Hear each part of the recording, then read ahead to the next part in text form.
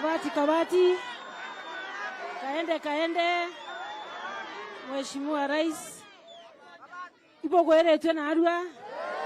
President wetu kweja. Mboni nina njala ipo gweretwe.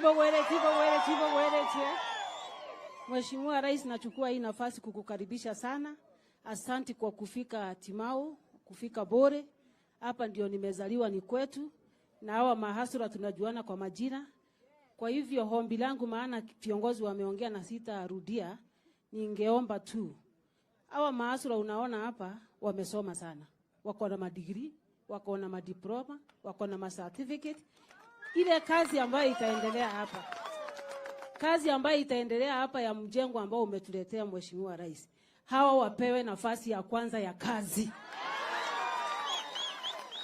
Tunakukaribisha, asante kwa sababu ya kutuletea barabara nyingi, asante kwa sababu ya soko, asante kwa sababu ya maendeleo ambayo umeleta siku ya leo na pia kesho na kesho kutwa. Tunakukaribisha tena na tena.